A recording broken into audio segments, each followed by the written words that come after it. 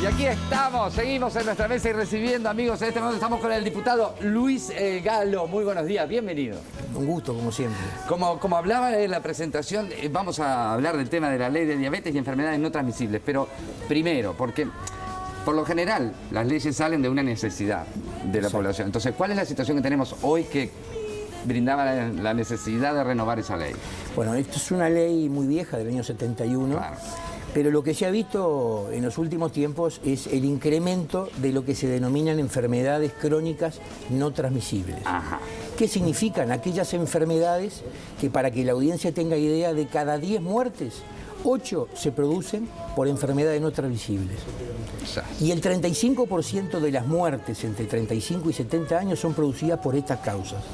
Entre ellas tenemos las enfermedades cardiovasculares, toda la patología cardiovascular, la diabetes, con todos sus factores de riesgo, la diabetes tipo 1, la diabetes tipo 2, el cáncer, las enfermedades respiratorias, los EPOC, todas esas son enfermedades crónicas no transmisibles, que engloban, como ya dije, casi el 80% de las muertes en el mundo. Entonces, esta ley quisimos darle mayor amplitud que la diabetes a las enfermedades no transmisibles. Por eso en el proyecto de ley, que va a ser tratado en la tarde de hoy, se crea una comisión honoraria dentro del Ministerio de Salud Pública de enfermedades crónicas no transmisibles. Bien. Para abordar el tema en su globalidad, haciendo énfasis y hincapié en varios artículos por el tema diabetes, que es lo que nos preocupa. Porque es de repente un tema generalizado, ¿no? Y la diabetes tiene cifras que realmente son alarmantes. A nivel del mundo la incidencia es 8.5. En Uruguay anda en torno de los 9%. Pongamos un 10%. O sea que estamos hablando de 3,5 millones de personas, 350.000 padecen diabetes. Entonces es una cifra realmente importante. Dentro de este proyecto, más allá de testimoniar o reglamentar o crear esto y unificar, porque hay cosas que dependen de la educación, hay cosas que dependen de lo que uno consume y cómo lo consume, porque hay cosas que dependen del valor y no puedo ponerme la bomba no sé cuánto, porque, ¿me explico?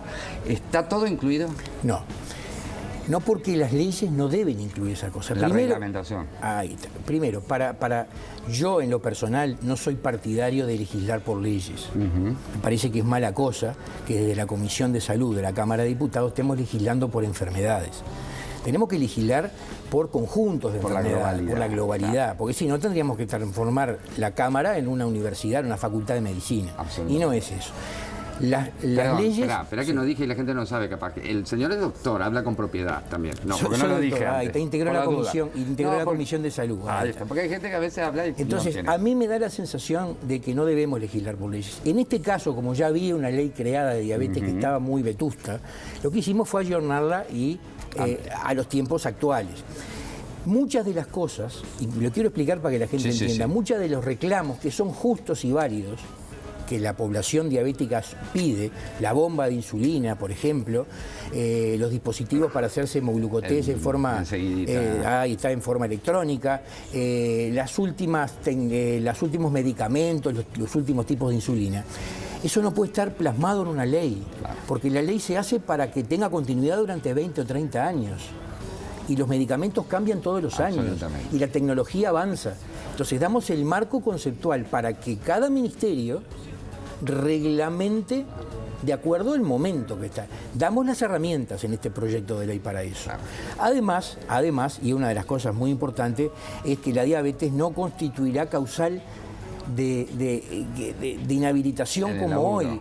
Hoy, por ejemplo, y tenemos un problema porque lo hemos conversado con muchos trabajadores. Ya tomamos los dos. Con muchos trabajadores, conductores, por ejemplo, que por ser diabéticos y por haber recibido una sola dosis de insulina, no son insulinodependientes, pero en algún momento una dosis, ¿están inhabilitados? Ya están inhabilitados, y eso no puede ser. Ni inhabilitados ni para el trabajo, ni para la educación, ni para el deporte. ¿Quién lo puede inhabilitar? Es un médico tratante que dice, no, tú no podés conducir porque sos un diabético tipo 1. El grado que tengas de... Exacto, entonces le da determinadas garantías a los pacientes que padecen diabetes. O sea que yo puedo reclamar, si en mi trabajo me dicen, no, mira, esto no lo puedes hacer más porque te diste una dosis de insulina, yo puedo reclamar legalmente. Y además, si en tu trabajo tenés que tomarte un tiempo para hacer telemoglucotés o para hacer una ingesta, de una colación o para darte insulina, tienen obligación de darte el tiempo necesario. Y si le dan para fumar a los trabajadores... Exacto, está plasmado en el proyecto de ley. Que eso no existía. Que eso por no lo existía. menos la ley es en lo general y la reglamentación va a lo particular. Pero la ley consagra la continuidad, la calidad y la actualización continua del proceso asistencial mediante la implementación, y está por ley, está en un artículo de ley, mediante la historia clínica electrónica. Claro. O sea que vamos más allá de lo que pretendíamos con esta ley. Yo creo que va a ser un cambio, un antes y un después. Hay un detalle que lo leí en algún momento, alguien lo mencionaba, el tema de determinadas personas que tienen que comer determinados alimentos y que por su situación social o laboral no pueden acceder. En eso, porque muchas veces nos ha pasado no solo con... Nosotros le garantizamos diabetes, a través del otros proyecto a las personas con vulnerabilidad. Ahí está. A esas personas tienen obligación por un artículo, el artículo 8 o el artículo 4, no recuerdo bien, habla específicamente a las personas de vulnerabilidad que el INDA será responsable del suministro de alimentos que sean compatibles. Y además, una de las cosas que nos olvidamos generalmente, pero en este caso lo pusimos, es a los privados, a las personas privadas de libertad. Las que están recluidas, que deberá ajustarse las dietas necesarias, y además vamos a incorporar algún tema sobre el tema educativo hoy en la comisión, que es muy importante, ya sea para los reclusos como para las personas que están conteniéndolos, sepan de qué manera educar a los pacientes con diabetes. Y sobre todo, si nosotros hablamos de enfermedades no transmisibles, traducido significa enfermedades que yo adquiero en mi vida. Exactamente. Por determinados hábitos. También hábitos pueden ser. Podés adquirir esas enfermedades en forma congénita, o sea, en forma genética, heredaste una enfermedad, o la gran mayoría las adquirís. Ahí está. Y para eso las políticas públicas en salud son fundamentales. Ahí está, a eso iba a ir, porque hay una ley que reglamentó o recomendó, no sé cómo es muy bien al final, lo que ofrecer de alimentos a los niños en las escuelas o en los liceos, y que no se está cumpliendo en su gran mayoría. ¿Qué es lo que pasó ahí? ¿Hubo un problema de la reglamentación, hubo un problema de la ley, hubo un problema de los controles? No, yo creo que la ley está bien. Yo creo que lo que está fallando, que es lo que generalmente falla cuando uno quiere implementar estas cosas, es la parte de fiscalización. Bien. Si yo hago una ley, la reglamento, la pongo en ejecución y después no la controlo, no tengo la capacidad de fiscalizar. Es lo mismo que no hubieras hecho nada. No hubiera hecho nada. Un poco siempre se va corrigiendo. Me parece que lo que tenemos que apuntar es justamente al tema de la fiscalización.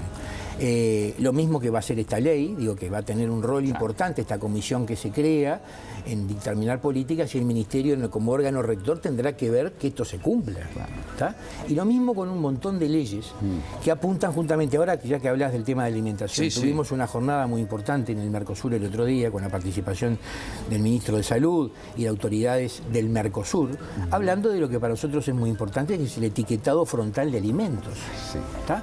Nosotros tenemos la libertad de saber qué alimentos consumimos. Y tenemos que ir a la góndola y leer, porque hoy si uno mira, primero no entiende porque le dicen tanto porcentaje y uno ya no entiende. Y además tiene que tener lente o lupa para poder leer. Entonces, en el mundo se está tendiendo a poner el etiquetado frontal, ¿verdad?, en los paquetes de alimentos, donde uno puede ver si tiene mayor contenido de grasa, mayor contenido de lípidos, de azúcares, y uno tiene la libertad de comprarlo o no, pero saber lo que está consumiendo. Que aquí ya está la ley. Aquí está la ley, aquí hay un decreto, que ya está funcionando, que fue impugnado por las empresas productoras de alimentos, porque tocan los intereses económicos de las multinacionales, entonces está impugnado, pero además tenemos en el Senado de la República este tema para transformarlo en ley, ese decreto transformarlo en ley. Obviamente que Chile ya lo tiene, Brasil ya lo está estudiando, está muy avanzado. Digo, nosotros somos pioneros en ese tema y eso está acompañado de una cultura en la alimentación que va a mejorar la calidad de vida a lo largo de los años. Yo pensé que ya estaba y lo impugnaron y que quedó sin efecto. No, está impugnando, ahora está todo en el proceso, del tribunal, y bueno, y después fallará, pero seguramente esto es de... Va a fallar a favor de la gente, digo yo, ¿no? Esto seguramente falla a favor de las empresas, por eso el desafío es que salga esta ley, entonces ahí sí, porque hay un marco legal en el país. Y un decreto es menos que una ley. Para vos imponerle a una empresa, que ponga determinadas cosas, tiene que ser ley y no decreto. Entonces, nosotros nos vamos a garantizar que esto se cumpla mediante el proyecto de ley que está en el Senado. ¿Qué más? Es complicado. ¿Qué más? Otro gran tema vinculado a esto es el alcohol. Bueno, no me lo toco. El alcohol es otro, trae problemas graves de enfermedades no transmisibles. Absolutamente. Problemas de trastornos mentales, problemas sociales. Hay 261.000 personas en el Uruguay que padecen el consumo problemático de alcohol, ellas o su entorno familiar. ¿Y no hay un registro, doctor, de la gente que consume? Estamos tratando una ley. En este momento se está abordando un proyecto de ley que mandó el Poder Ejecutivo, que trabajamos con el presidente Vázquez durante 1 año y medio en la Comisión de Alcohol, que justamente lo que crea es un registro único de expendedores de bebidas alcohólicas. De expendedores. Pero tenemos que tener un registro, porque hoy hay varios registros. Tenemos que tener un registro que tú, para vender alcohol, tenés que registrarte. ¿Y de los que consumen alcohol, no? ¿Y cómo haces? Y bueno... A ver... Pero ¿cómo haces? No tengo idea. No, yo tampoco. ¿Se hace de la marihuana? No se puede hacer del alcohol. No, pero lo que pasa es que la marihuana tenés que adquirirla en determinados lugares, que son las farmacias, donde puede haber un control. Expendedores de alcohol. Entonces, los expendedores de alcohol, imagínate cómo vas a registrar en los bares, en los restaurantes. Es bastante complejo. Cuando compras Pegaprent te piden los documentos y toman los datos y Yo creo que no pasa en el tema del alcohol. Perdón. Yo creo que no pasa por el tema del registro, el tema del alcohol, del consumidor. Creo que es un tema educativo, cultural, donde tenemos que saber consumir alcohol, porque el alcohol no está prohibido, no hace mal por sí. No hay nada prohibido. Si tú lo consumís en forma irresponsable, entonces sí produce todo lo que produce el alcohol. Absolutamente. Nadie está diciendo que tú no podés tomar una copa de vino. No es prohibicionista la ley. No, por supuesto. Ahora, es a veces irónico que una caja de cigarrillos no se puede ni mostrar en un supermercado y el alcohol lo tengo al lado del agua mineral y lo refresco. La ley. Te voy a dar adelantos los refrescos de lo que también no dicen nada del azúcar que contienen. Tienen que decir. Tienen que decir. Deberían, porque son veneno. Sí, exacto. Veneno. Incluso no los quiere decir que yo no lo consuma. Incluso los light también son veneno. Pero para que te voy a dar alguna idea. Eso que tú decís, por ejemplo, de los supermercados, que está el whisky al lado de la sal, para poner un ejemplo, de un agua mineral, para poner un ejemplo. Es terrible. Bueno, la ley dice que si el lugar donde se vende más de 100 metros cuadrados, obligatoriamente el alcohol tendrá que estar separado de las bebidas no alcohólicas. Muy bien.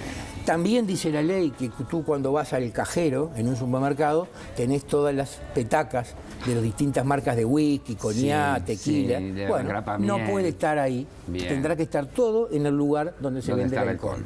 Bien. Por ejemplo, te pongo alguno de los lugar donde no podrían entrar los menores de edad. Lugar donde no podrían ni deben vender bebidas alcohólicas. Hay una encuesta, de la encuesta de hogares, por ejemplo, para que tengas una idea, 7 de cada 10 menores de 18 años adquieren bebidas alcohólicas en supermercados, bares.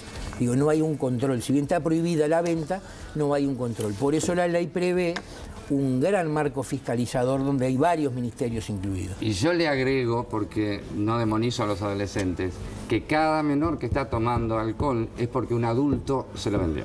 No hay menores que tengan supermercados. Por supuesto. Son adultos conscientemente de lo que hacen, que le están entregando alcohol a tu hijo menor de edad. Hay que presionar a ese adulto para que no lo haga más. Absolutamente, porque es un delincuente. Muchas gracias. Ha sido un gustazo, como siempre. Nos vamos a volver a ver y esperemos no? que salga, porque hoy se discute en el... Hoy se discute en la comisión, va al plenario, que seguramente hay acuerdo de todos los partidos políticos. Eso, no dijimos eso. Sí, hay acuerdo. Hay diputados de todos los partidos. Sí, hay los 5 diputados que integramos la comisión firmamos este proyecto de ley, que es de la conjunción de varios proyectos. Partido Nacional, Partido Colorado y Frente Amplio. Eso, felicitaciones. Muchas gracias, doctor.